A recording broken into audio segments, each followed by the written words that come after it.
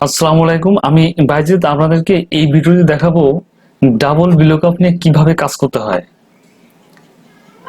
দেখুন, আপনি যখন ভিলুকআপ নিয়ে কাজ করবেন তখন আপনাকে প্রথমত চিন্তা করতে হবে দুইটা শীট বা দুইটা টেবিল থেকে বা দুইটা বক্স থেকে কোনটি কমন আছে। এইখানে দেখুন, এই দুইটা বক্সের বা দুইটা টেবিলের এই কোড নাম্বার সেম। আপনাকে ভিলুকআপ নিয়ে কাজ করতে হলে প্রথমত এটি চিন্তা করতে হবে।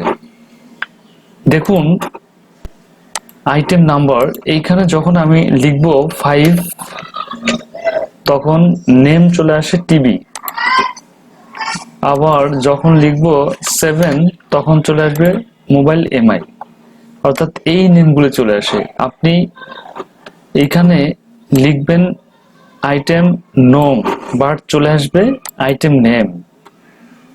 আবার দেখুন, এইখানে আমি যখন চেঞ্জ করব 4 তখন 7 চলে আসে 2000, অর্থাৎ রেড। আমি লিখবো 1, দেখুন চলে আসে রেড, এই কলামটি চলে আসে। অর্থাৎ এইখানে যে ভিউটি আপনি দেখতে পান সেটি নির্ভর করবে আপনি কত নম্বর কলাম এইখান থেকে লিখবেন, সেটি চলে আসবে।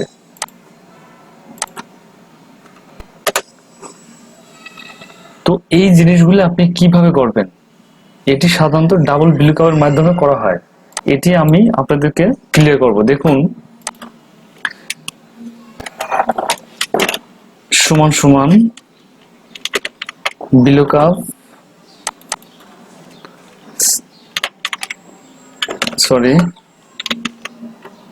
ভিলুকআপ দুইবার লিখতে হবে।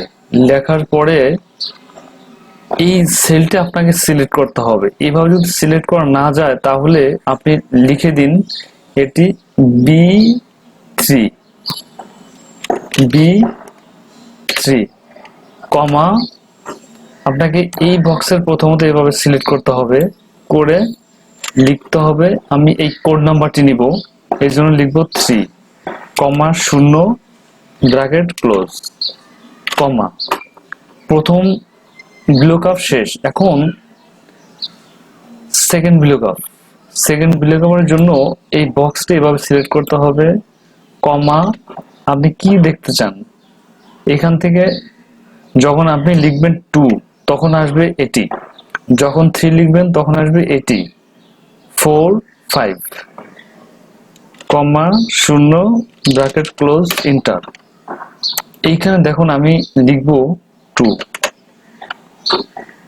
2 আমি লিখেছি 2, আসছে ডেস্কটপ আইটেম নেম। আমি যখন লিখব 8 তখন চলে আসবে ল্যাপটপ।